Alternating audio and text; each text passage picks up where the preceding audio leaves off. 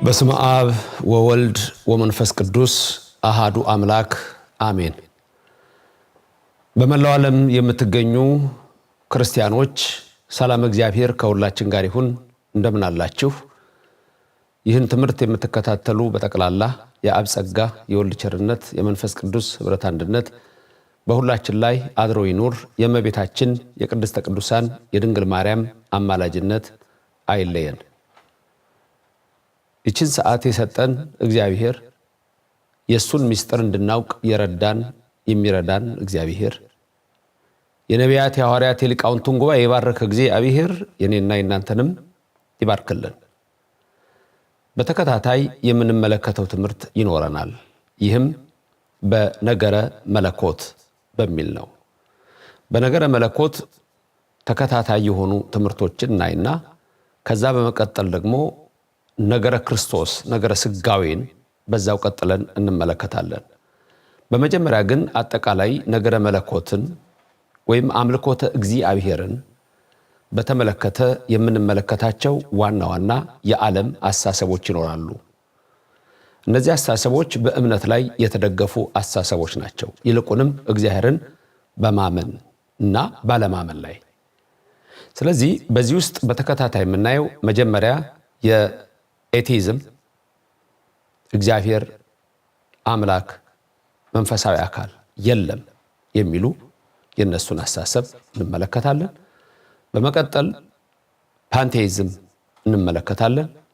በፓንቴይዝም ደግሞ እግዚአብሔርም ሆነ ፍጥረት ሁሉም አንድ ነው፣ ሁሉም አምላክ ነው የሚል በአብዛኛው ሳይንቲስቶች የተባሉ ተመራማሪዎች የሚከተሉትን እምነት እንመረምራለን። ሶስተኛ የፖሊቴይዝም የተባለውን እምነትና አስተሳሰብ እንመለከታለን። የፖሊቴይዝም አስተሳሰብ ደግሞ አንድ አምላክ ሳይሆን ብዙ አምላኮች አሉ የሚል ነው። ከዛ ቀጥለን የምንመለከተው ደግሞ የሄኖቴይዝም ነው። ሄኖቴይዝም የተባለው ደግሞ አንድ ሱፕሪም ጋድ አንድ ኃያል አምላክ አለ፣ ግን ሌሎችም አምላኮች አሉ ብሎ አንዱን አስበልጦ ሌሎችንም ደግሞ ሌዘር ጋድስ ታናናሽ አማልክት የመቀበል አስተሳሰብ ነው። በመጨረሻ ላይ ደግሞ የምንመለከተው የሞኖቴይዝም ያለውን አስተሳሰብ ይሆናል። ሞኖቴይዝም አንድ አምላክን የማመን እሳቤ ነው። በዚህ ውስጥ አንድ አምላክን ያምናሉ ተብለው የሚታወቁት እምነቶች ክርስትና፣ የአይሁድ እምነት፣ እስልምና ናቸው። ግን በውስጣቸው እያንዳንዳቸው በዚህ እሳቤ ላይ ልዩነት አለ። ከዛ በመቀጠል ወደ ነገረ ክርስቶስ እናልፍና በነገረ ክርስቶስ ላይ ደግሞ የምንመለከታቸው ነገሮች ይኖራሉ። አብዛኛውን ጊዜ በአሁን ሰዓት ብዙ ሰዎች ወደ ስህተት የሚዳረጉት ጥንትም መናፍቃን የበዙበትና ክደት የበዛበት አስተሳሰቦች አሉ በነገረ ክርስቶስ ላይ። ይህም ደግሞ በምን ናቸው የሚሉትን በዝርዝር እንመለከታለን። በተለይ ተዋህዶን በተመለከተና ሌሎች እሳቤዎችን በተመለከቱ የምናያቸው ናቸው። እንግዲህ እነዚህ ሁሉ በተከታታይ ስናይ አንድ 10 ክፍሎች ሊሆኑ ይችላሉ። በተለይ ሃይማኖታችሁን የምትወዱ ዕውቀት የምትወዱ መንፈሳዊ ዕውቀት፣ ዘመናዊ ትምህርት ለመማር ሰው ትምህርት ቤት ይገባል። ይህን መንፈሳዊ ትምህርት መከታተል የምትፈልጉና ማወቅ የምትፈልጉ ሰዎች ከኔ ጋር አብራችሁ ሌላው ሰው ሁሉ እንዲደርሰው ላይክና ሼር ማድረግ ይኖርባችኋል። ይህንን ካሁኑ አሳስባለሁ። መንፈስ ቅዱስ ይግለጽልን። እንግዲህ ዛሬ የመጀመሪያውን ክፍል የኤቲዝም አስተሳሰብ እግዚአብሔር የለም የሚሉ ሰዎችን በስንት ይከፈላሉ? ምን አላቸው? በመቀጠል ወደ እነሱ እናልፋለን። የጊዜ ባለቤት አምላካችን እግዚአብሔር ስሙ የተመሰገነ ይሁንልን። እንግዲህ ዛሬ የምናየው የኤቲዝም አስተሳሰብ ነው። ኤቲዝም ማለት እግዚአብሔርን አለማመን ማለት ነው ባጭሩ። በግሪኩ ቴዎስ ስንል እግዚአብሔር የሚለውን የኛን ለመተካት የነሱ ቋንቋ ነው። ኤቲዝም የሚለው ያንን የሚቃወም ነው። እግዚአብሔር የለም የሚል ነው። ስለዚህ እግዚአብሔር የለም ብቻ ሳይሆን እምነትም የላቸውም ይህን ሰዎች። ስለዚህ ሁለት ነገር ብዙ ጊዜ ምን ተብሎ ይገለጻል? ይሄ lack of God and lack of faith ነው። ወይም በዚህ እነዚህ ሰዎች እምነት ኖ ጋድ ኤንድ ኖ ጋድስ የሚል አስተሳሰብ አለው። አንድ አምላክ የሚባል ነገር የለም፣ ሌሎችም አማልክት የሚባሉ የሉም ነው። ሌሎች አማልክት የሚባሉ የሉም በሚለው ሌሎች አማልክት አይደሉም በሚለው ሁላችንም እንስማማለን፣ ችግር የለብንም። በዚህ በእኛ ግን አንዱ አምላክ እግዚአብሔር እሱ ራሱ የለም የሚል አስተሳሰብ አላቸው። የኤቲዝም እምነት በብዙ ክፍሎች ይከፈላል። የራሱ የሆነ ዲኖሚኔሽንስ አሉት፣ ክፍፍሎች አሉት፣ ብራንችስ አሉት። ከነዛ ውስጥ ለምሳሌ ዛሬ እርግጥ ሶስቱን እንመለከታለን። እነዚህም ኤቲስትስ፣ ፍሪ ቲንከርስ፣ ሂዩማኒስትስ የሚባሉትን ሶስቱን እንመለከታለን። በእነዚህ ውስጥ አብዛኛውን ጊዜ የአግኖስቲክ እሳቤ በዚህ ውስጥ የሚጠቃለል አለ። የስኬፕቲሲዝም የጥርጥር በዚህ ውስጥ ይገባል። አግኖስቲሲዝም ትንሽ ለየት የሚል ነገር አለው፣ ግን ብዙ ሰዎች አብረው እየደመሩ ከኤቲዝም ጋር አንድ ነው፣ ምንም ልዩነት የለውም፣ እሳት ካየው ምን ለየው አይነት ነገር። ምክንያቱም ጥርጥር ነው፣ አለ የለም ነው። በኖስቲሲዝም አስተሳሰብ ወይም አግኖስቲክስ የሆኑ ሰዎች ምንድነው የሚሉት? እግዚአብሔር አለ የለም ምንም ማረጋገጫ የለኝም አይነት ነገር ስለሆነ ይሄ አለማመን ነው። ስለዚህ ከኤቲዝም የሚደመር ነው ብለው የሚያስቀምጡት አለ። ስለዚህ እነዚህ ናቸው። ሶስቱን እንመልከት። ከዛ መጽሐፍ ቅዱስ ምን ለነዚህ ሰዎች የሚመክረውን ምክር እንመልከት። እግዚአብሔር የሚልን እንስማ። እንግዲህ ነገረ መለኮት ትምህርታችን ላይ እኛ ኢትዮጵያውያን ኦርቶዶክሳውያን የተዋህዶ ልጆች የተመሰረት ነው እግዚአብሔርን በማመን ላይ ነው። መጽሐፍ ቅዱስ የሚነግረን ልብ በሉ፣ ገና በመጀመሪያው መጽሐፍ ቅዱስ ላይ በዚህ በዘፍጥረት ላይ እንደምናየው በመጽሐፍ ቅዱስ አቀማመጥ በዚህ ዘፍጥረት ነው አንደኛ ላይ የምታገኙት። ግን የመጀመሪያ መጽሐፈ ሄኖክ ነው፣ ከዛ መጽሐፈ ኢዮብ ነው፣ ከዛ ነው ኦሪት ዘፍጥረት። ለማንኛውም በኦሪት ዘፍጥረት ምዕራፍ 1 ቁጥር 1 ላይ የእግዚአብሔር ቃል የሚለው ምንድነው? በቀዳሚ ገብረ እግዚአብሔር ሰማየ ወምድረ ይላል። በመጀመሪያ እግዚአብሔር ሰማይና ምድርን ፈጠረ በአማርኛው። በእንግሊዝኛው in the beginning God created the heavens and the earth ይላል። ይሄ ማለት ደግሞ ስናየው በውስጡ ሰማያትንም ምድርንም የፈጠረ እግዚአብሔር አለ፣ አንድ ነው። በቀዳሚ ገብረ እግዚአብሔር ሰማይ ወምድረ።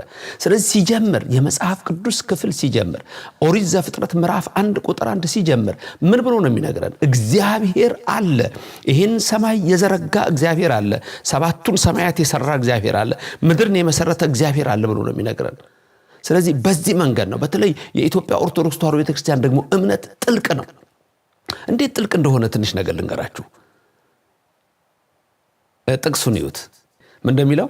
በመጀመሪያ እግዚአብሔር ሰማይና ምድርን ፈጠረ ይላል። አሁን ምን ልነግራችሁ ወሰደ? ይሄን አያችሁ? ሰን ልብ በሉ። በየትኛው ሰን የሚጻፈው? እሱ ላይ ሰማያት ሲል በየትኛው ሰን የተጻፈው? በእሳቱ ሰ የተጻፈው ሰማያት። አንድ ሰው በንጉሱ ሰ ቢጽፍ ምንድነው ልዩነቱ ስንል መጀመሪያ የኑሜሪካል ቫልዩ ልዩነት አለው፣ የቁጥር ልዩነት አለው። በእሳቱ ሰ ስንጽፍ እሳቱ ሰ እሳት ሲጻፍ በሱ ስለሚጻፍ ነው እሳቱ ሰ የተባለው።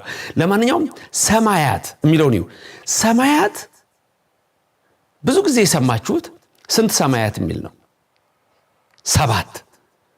አሁን ሰ በግዕዝ ቁጥር ኑሜሪካል ቫልዩ የቁጥሩ የሰ ቁጥሩ ስንት ነው? 7 ነው። ስለዚህ ሰማያት ብሎ ሲል ሰ ራሷ 7 እንዳለ ትነግራችኋለች። እንደዚህ ነው። ገብቷችሁ ያልኳችሁ? ሰ ስንት ቁጥር ናት? 7። ስለዚህ ሰማያት የሚለውን ስትመለከቱ ሰማያት ስንት ናቸው? 7። ገና ከጽሁፉ ሰ ይነግራችኋል ሰማያት 7 ናቸው ብሎ። ወምድረ ብሎ ደግሞ ይቀጥልላችኋል። መ ደግሞ ስንተኛ ቁጥር ላይ ነው ያለችው? 4ኛ። ስለዚህ ምድር ማለት 4ቱ ባህሪያት ናቸው። ስለዚህ መ ማለት 4 ናት። ምድር ሲል 4ቱ ባህሪያት ይነግራቸዋል። 4ቱ ባህሪያት የምንለው በእኛ ውስጥ ያለ ምድር ሰውን ከመሬት አበጀው ከምድር አፈር አበጀው ሲባል ምድር ብቻ አፈር ብቻ ሳይሆን 4ቱ ባህሪያት ናቸው። ነፋስ፣ እሳት፣ ውሃ፣ መሬት። ስለዚህ ምድርን ሲጽፍ መ ራሷ ትነግራችኋለች። ይሄ እጅግ የረቀቀ የኦርቶዶክስ ተዋሕዶ ቤተክርስቲያን ትምህርት ነው። ጊማትሪያ ብለን የምንጠራው አስተሳሰብ አለ። በግሪኩ ጂኦሜትሪ የሚባለው ሲሜትሪካል የሆነ እያንዳንዱን እግዚአብሔር ይሄንን ዓለም ሲፈጥረው ራሱ እንዴት አድርጎ እንደፈጠረው እንዴት አድርጎ እንደሰራው። ስለዚህ ገና መጽሐፍ ቅዱስ ሲጀምር እመን ብሎ ነው የሚጀምረው። ሰማይና ምድርን የፈጠረ ሰባቱን ሰማያት የፈጠረ የሚታየውን የማይታየውን የፈጠረ 20ውን ዓለማት የፈጠረ 22ቱን ፍጥረታት በየወገኑ የፈጠረ እግዚአብሔር አለ ብሎ ይጀምራል። የኤቲዝም እምነት ግን ይሄ እግዚአብሔር የለም ነው የሚሉት። ሶስቱን ዋና ዋና ክፍሎች እንመልከት። መጀመሪያ በራሱ በኤቲዝም ኤቲስትስ የሚባሉት ሰዎች አሉ። እነዚህ ሰዎች በኤቲዝም እምነት ውስጥ ትልቁ ፎከስ የሚያደርጉት ምን ላይ ነው? አንቶሎጂ ላይ ነው። ፎከስ የሚያደርጉት እነዚህ ኤቲስትስ አንቶሎጂ ላይ ነው። አንቶሎጂ ማለት ደግሞ የመሆን ምን አለ ምን የለም የሚል ነው። ምን አለ ምን የለም። ስለዚህ በዚህ በኦንቶሎጂካል ኮንሰፕት በእነሱ እሳቤ ምንድነው?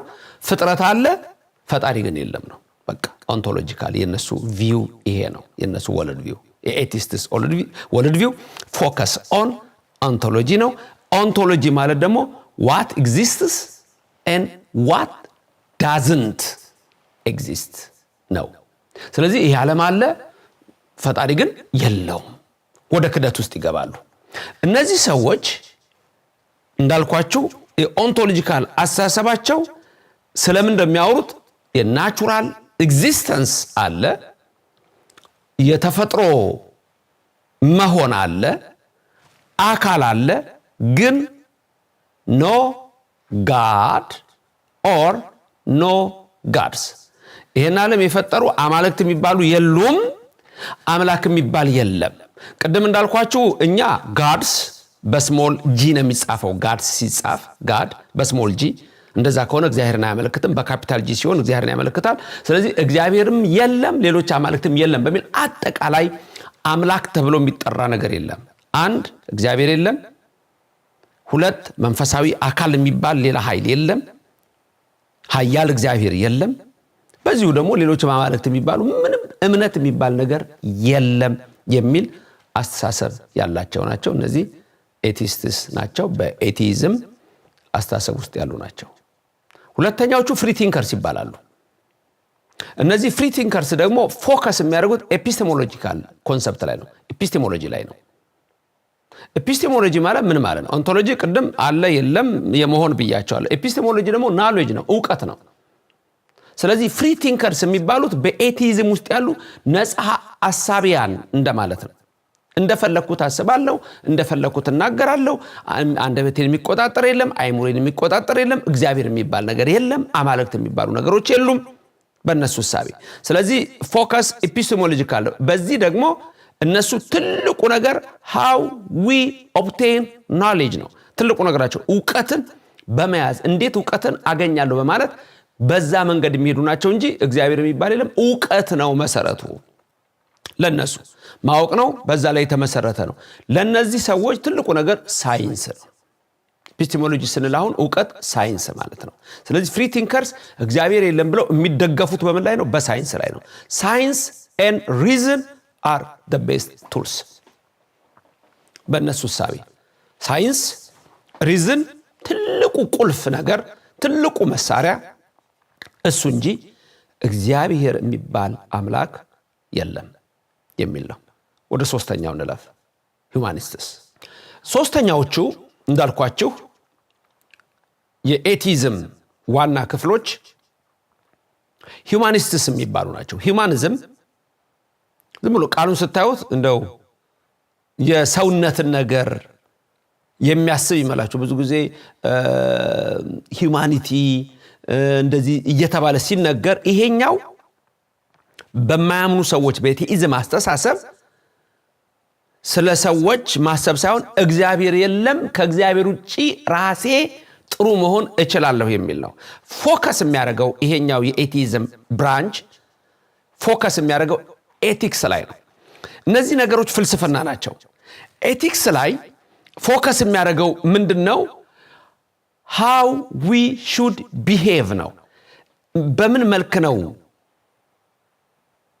ራሴን የምቀርጸው? ምን አይነት ጸባይ ምን አይነት ነገር ነው የሚኖረኝ ስለዚህ የነዚህ ትልቁ ሐሳባቸው good without God የሚል ነው። የሂዩማኒዝም የኤቲዝም ሐሳብ የማያምኑ ሂዩማኒስትስ የተባሉ ሰዎች ትልቁ ነገራቸው good without God ምን ማለት ነው? ከእግዚአብሔር ውጪ ጥሩ መሆን ነው። ስለዚህ እነሱ የሚመሰረቱት በዚህ ላይ ነው። we should all work to improve society። ስለዚህ ሂዩማኒስትስ የተባሉ ሶሳይቲውን ማህበረሰቡን ከእግዚአብሔር ውጪ እግዚአብሔር የለም እንዲል አድርገነው ግን እንዴት ሆኜ ነው ጥሩ ልሆን የምችለው ሲል ይቻላል። ስነ ምግባር ይኖርሃል ከእግዚአብሔር ውጪ የምን 10 ትእዛዛት ናቸው? የምን 6 ቃላተ ወንጌል ናቸው? የምን መጽሐፍ ቅዱስ ነው? የምን እግዚአብሔር ነው? በራስህ ለሶሳይቲው ጥሩ ይሆን ጥሩ መሆን ትችላለህ ተብሎ ሂዩማኒስትስ የሚል አሳሰብ አለው። ሌላ ጊዜ በመጽሐፍ ላይ እምገልጻቸው ስለወደፊቱ እምነት በቅርብ ጊዜ በሚወጣው መጽሐፍ ላይ እምታዩት ይኖራል። አንዳንድ አስተሳሰቦች አሉ። I am not religious but spiritual ወይም am spiritual but not religious የሚል ኮንሰፕት አለ። እኔ መንፈሳዊ ሰው ነኝ እንጂ ሃይማኖተኛ አይደለሁም የሚል እሱ ራሱ ከዚህ ውስጥ የሚገባ ነው። ብዙ ሰው ግን እሱን አያውቅም። ትዝ ይለኛል አንድ ጊዜ ኢትዮጵያ ውስጥ 2 ልጆች ስለ ጥሩ ነገር የሚያወሩ ስለ ሊደርሺፕ እና ስለ ጥሩ መጽሐፎች የሚያወሩ ልጆች ሲወያዩ ሰማዋቸውና ጥሩ ነው ምናምን ብያቸው ከዛ እንዴት ነው ሃይማኖታችሁ ወዴት ነው የት ቤተክርስቲያን ነው የምትሄዱት እንዴ ስላቸው እኛ መንፈሳዊ ነን ግን ሃይማኖተኛ አይደለንም የሚለውን አስተሳሰብ በእንግሊዘኛ ነው የነገሩኝ። we are spiritual but not religious።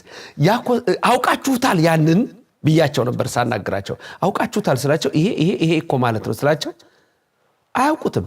ስለዚህ ኢትዮጵያ ውስጥ በተለይ ወጣቱ በማያውቀው መንገድ ነው የሚሄደው። አሁን ብዙዎቹ የሚሳቡት ወደ ተለያየ ነገር የሚሄዱት አሁን ባለፈው ስናነሳው የነበረው የሎ ኦፍ አትራክሽን እሳቤ አነቃቂ ተናጋሪዎች በጠቅላላ አስተሳሰባቸው የማያምኑ ሰዎች የሚያመጡ ሐሳብ ውስጥ ነው ያሉት። ግን አልገባቸውም ወይም አውቀው ከሆነም አላውቅም እዛ ውስጥ ነው ያሉት። ስለዚህ አሁን ልብ በሉ የተለያዩ አይነት የኤቲዝም የማያምኑ እግዚአብሔር የለም የሚሉ ሰዎች እሳቤ አለ። ከዛው ሶስቱ አንደኛ ኤቲስትስ ትኩረት አድርገው ሐሳባቸው የሚጠነጠነው ኦንቶሎጂ ላይ አለ የለም በሚል ላይ ፍጥረት አለ እግዚአብሔር የሚባል ግን የለም በሚል ላይ ነው። ሁለተኛዎቹ ፍሪ ቲንከርስ ናቸው። ፍሪ ቲንከርስ ፎከስ የሚያደርጉት ኤፒስቴሞሎጂ ላይ ነው። እነሱ ደግሞ how we obtain knowledge ነው። ትልቁ ነገራቸው ዕውቀት እንዴት ላገኝ ይችላልው ነው። ስለዚህ ለነሱ ትልቁ ኪ ቱል ብለው የሚያመጡት ምንድነው? ሳይንስና ሪዝን ነው። ኤፒስቴሞሎጂ ሳይንስን የሚያመጣ ነው። ናሌጅን ዕውቀትን የዚህን ዓለም ማለት ነው። ሶስተኛዎቹ ደግሞ የተመለከትናቸው ሂዩማኒስትስ ናቸው። በሂዩማኒስትስ ደግሞ ፎከስ የሚያደርጉት ኤቲክስ ላይ ነው። ኤቲክስ አለን ይላሉ። ያ ኤቲክስ ግን ከእግዚአብሔር ውጪ ነው። ከእግዚአብሔር ውጪ ጥሩ መሆን ትችላለህ። ሶሳይቲውን እግዚአብሔር እንዳያምን አድርገን ግን ምን እናደርገዋለን? ጥሩ እንዲሆን እናደርገዋለን የሚል ሐሳብ ነው። ወደ መጽሐፍ ቅዱስ ትምህርት እንምጣ። ስጀምር ዘፍጥረት 1 ቁጥር 1 አይቻለሁ። ይሄን ዓለም እግዚአብሔር ፈጠረው። ለነዚህ ሰዎች የተለያዩ መልሶች አሉ። አሁን አጫጭር ነገሮችን ብቻ እንድታዩ ነገረ መለኮት ብያችሁ አጫጭር ነገሮችን እንድታዩ ስለምፈልግ ዋናው ሐሳቧን ብቻ እንድትይዟት ነው የምፈልገው። አስተሳሰባቸው ምን እንደሆነ ማይናችሁ እንዲገለጥ ብቻ ነው። እነዚህ ሰዎች ምንድነው የሚሉት የሚለው ለነዚህ ሰዎች እግዚአብሔር ለመኖሩ ብዙ ማረጋገጫ ሲኖር ያን አስተሳሰብ ግን ሊቀበሉት አልቻሉ። ለምሳሌ መጽሐፍ ቅዱስን እንተውና ዝም ብለን ዓለማትን እንመልከት። የኮስሞሎጂካል ፕሩፍ አርጊውመንት የሚባል ኮስሞስን ዓለምን ቀና ብለን ሰማይን ፀሐይን ጨረቃን እንደው ዝም ብላችሁ ስታዩት ራሱ በሰጣችሁ ተፈጥሮ ፀሐይ ቀን ትወጣለች፣ ጨረቃ ሌሊት ትወጣለች፣ ከዋክብት ሌሊት ይወጣሉ። ማን ነው ይሄን ያደረገው? ተመልከቱ። ቤታችሁ ውስጥ ያለው መብራት ካላበራችሁትና ካላጠፋችሁት ራሱ አይበራም፣ ራሱ አይጠፋም። ሌላው ራሱ መብራቱን ማሰራው መጀመሪያ መብራቱን ማሰራው ኤሌክትሪሲቲ ባለሙያዎች ሰሩት። በየቤታችሁ ተጠልፎ መጣ። ኦንና ኦፍ ካላረጋችሁት ካላበራችሁት ካላጠፋችሁት አይበራም፣ አይጠፋም። ፀሐይን ማን ነው እንደሚያረጋት? ጨረቃ እንዲማን ነው የሚያረጋት? ከዋክብት እንዲማን ነው የሚያረጋቸው? ተፈጥሮ ራሱ ያስተምራል ይላል ሐዋርያው ቅዱስ ጳውሎስ። ይሄ ኮስሞሎጂካል ነው። ተፈጥሮ ራሱ ያስተምራል። የጳውሎስ ትምህርት ነው የኮስሞሎጂካል ፕሩፍ አርጊውመንት። በአብዛኛው በካቶሊኩ የቶማስ አኩዊናስ አስተሳሰብ በጠቅላላ ከመጽሐፍ ቅዱስ ውስጥ የወጣ ነው፣ ሌላ ነገር የለውም። ካቶሊኮቹ የሚመሩበት ትልቁ ጻድቃችን የሚሉት የ12 ሴንቸሪ ቅዱስ ይሄንን ነው የሚናገረው በካቶሊክ እምነት ብዙዎቹ በዛ ውስጥ ያሉ ያ አስተሳሰብ መጽሐፍ ቅዱስ ውስጥ ያሉ የኛ አባቶች ከተፈጥሮ ጋር ያገናኙ ቅዱስ ያሬድ እያንዳንዱን ሲሰራው መዝሙሩን ሲሰራው ድጓውን ሲጽፈው ከተፈጥሮ ጋር ያገናኘ ከዝናብ ጋር ከሰማይ ጋር ከከዋክብት ጋር ከጨረቃ ጋር ከምድር ጋር ከነፋስ ጋር ከዛፍ ጋር እሱም ከመጽሐፍ ቅዱስ ውስጥ ወስዶ ስለዚህ እግዚአብሔር ይሄንን ዓለም ሌላው ከኮስሞሎጂካል ፕሩፍ አርጊውመንት ተጨማሪ ኢንተሊጀንት ፕሩፍ አርጊውመንት ነው ኢንተሊጀንት ዲዛይን ነው የኢንተሊጀንት ዲዛይን ማለት ደግሞ በቀላሉ ልንገራችሁ ምን ማለት እንደሆነ ይህ ዓለም በትክክል ተቀርጿል ተሰርቷል ሰሪ ደግሞ አለው ምክንያቱም ድብልቅልቅ የሆነ ሰዎች አንድ አይነት ናቸው አንበሳ አንድ አይነት ነው ጅብ አንድ አይነት ነው ድመቶች አንድ አይነት ዶሮዎች አንድ ወፎች አሳዎች አንድ አይነት ናቸው ድብልቅልቅ የለም በቃ እኔ እዚህ ጋር ይሄኛው አሳ አይደለም በዚህኛው በኩል ደግሞ ነብር አይደለሁም በዚህኛው በኩል ሰው አይደለሁም ተመልከቱ አንተ ከዚህ በላይ ጭንቅላት ያንበሳ አይደለም ከዚህ እስከዚህ የነብር ከዛ በኋላ የጅብ አይደለም ሰውነ እግዚአብሔር ባሪያውና በአምሳሉ የፈጠረ እንስሳት ሁሉ ጊዜ አጎንብሰው ይሄዳሉ ሰው ቀጥ ብሎ ይሄዳል ይሄ ሁሉ ስትመለከቱት እግዚአብሔር አለ ብሎ ይናገራል ለዚህ ነው ታላቁ የእግዚአብሔር ቃል የሚነግረን በሐዋርያው በቅዱስ ጳውሎስ መልእክት ላይ ዕብራውያን ላይ ያለውን ምዕራፍ 1 ስለ እምነት የሚነግረን ልብ ብላችሁ ስሙ የዕብራውያን መልእክት ምዕራፍ 11 ከቁጥር 1 እስከ 3 መንፈስ ቅዱስ በእኔም በእናንተ ላይ ይደር ቃሉ እንዲህ ይላል እምነትም ተስፋ ስለምናደርገው ነገር የሚያስረግጥ የማናየውንም ነገር የሚያስረዳ ነው ለሽማግሌዎች የተመሰከረላቸው በዚህ ነውና ዓለሞች በእግዚአብሔር ቃል እንደተዘጋጁ ስለዚህም የሚታየው ነገር ከሚታዩት እንዳልሆነ በእምነት እናስተውላለን ስለዚህ የሚታየው ነገር ከሚታዩት እንዳልሆነ በእምነት እናስተውላለን እምነት ማለት ይሄ ነው እምነት ማለት እግዚአብሔርን ማመን ነው እነዚህ የማያምኑ ሰዎች አምላክ የለም የሚሉት እምነት የለም የሚሉት አምላክ የለም የሚሉት ሰዎች የዚህ የእግዚአብሔር ቃል ነገር ሊገባቸው አይችልም የእግዚአብሔር ቃል የሚነግረን ምንድነው ይሄ የሚታየው ዓለም ከማይታየው ከእግዚአብሔር ነው እንጂ ከሚታዩት አይደለም ፍጥረት ከፍጥረት አልመጣም እዚህ ጋር ማለት አንዱ የኢቮሉሽን ቲዮሪ ነው የኢቮሉሽን ቲዮሪ የሚታየው ከሚታየው መጣ የሚል ነው ቻርልስ ዳርዊን ነው the origin of the species በተባለው መጽሐፉ ስለ ናቹራል ሴሌክሽን ሲያወራ ይሄ ዓለም የመጣው እሱ የሚለው ከሚታዩት ነገር ነው ያ ማለት ደግሞ ወደ ሌላው የሳይንስ ሐሳብ ስንሄድ የቢግ ባንግ ቲዮሪ ነው የቢግ ባንግ ቲዮሪ የሆነ ነገር ነበር ከዛ ተፈረከሰ ፈነዳ እንደዚህ አይነት ዓለም መጣ ብሎ ነው የሚነግረን ስለዚህ ሐዋርያው ቅዱስ ጳውሎስ በዕብራውያን 1 ቁጥር 3 ላይ የሚነግረን የሚታዩት ነገሮች ከማይታየው ነው እንጂ ከሚታዩት አይደለም ከማይታየው ከእግዚአብሔር ነው ይሄ ዓለም የተሰራው በእግዚአብሔር ነው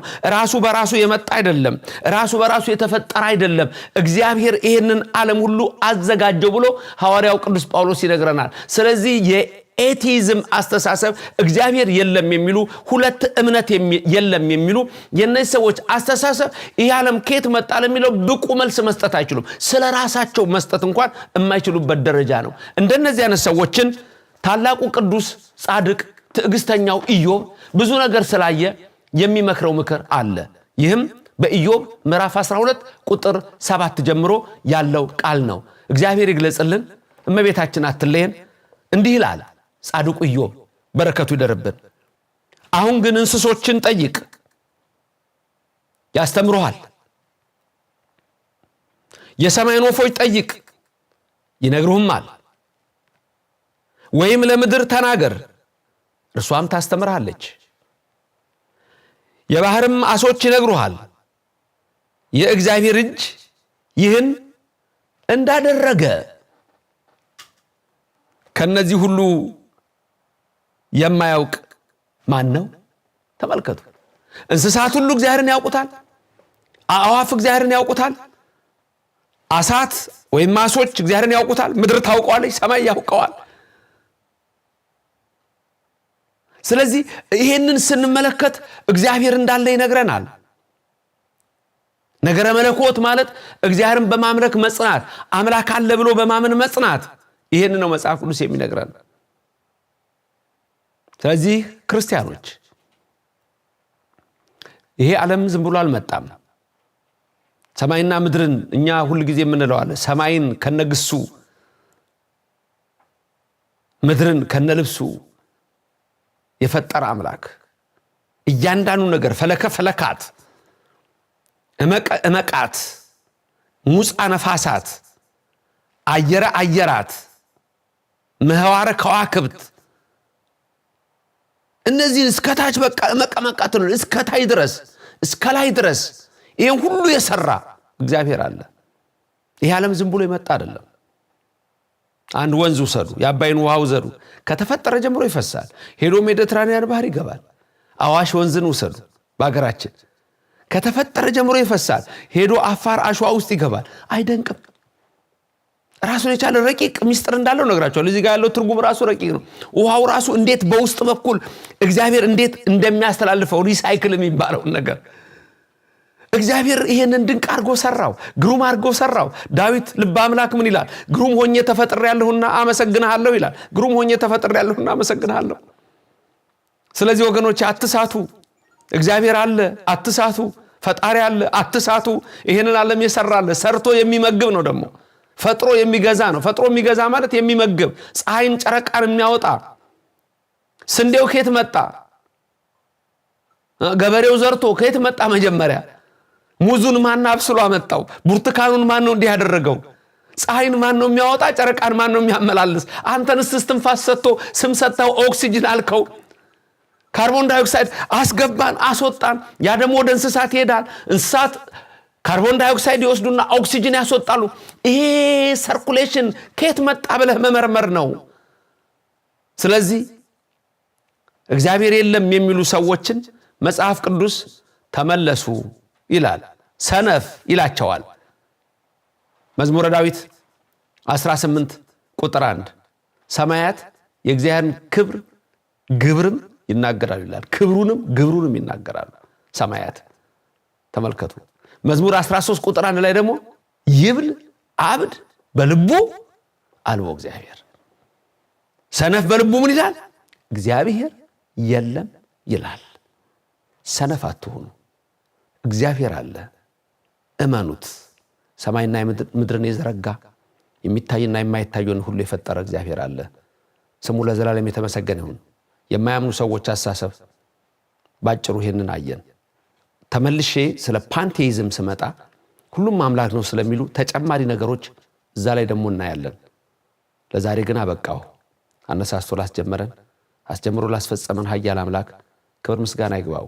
ከናንተ ትልቁ የሚጠየቀውን ነገር እግዚአብሔርን ማመን ነው። ይህን ሰማይና ምድር የፈጠርክ አንተ አለህ ማለት ነው። እሱ ለዘላለም ከናንተ ጋር ይኖር። እሱ ለዘላለም በህይወታችሁ ይንገስላችሁ። ህይወታችሁን ሁሉ ይምራ። ይህን ቃል ለሌሎች ሰዎች ሁሉ አዳርሱት።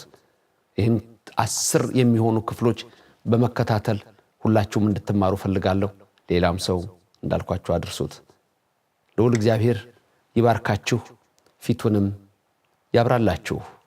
በቀጣዩ ደግሞ የምንመለከተው ሌላ አሳሰብ አለ። ይሄም ከዚህ ጋር አሁን እያያዛል ያልኳችሁ ፓንቴይዝም ነው። ይቆየን። ሰላም ሁኑልኝ።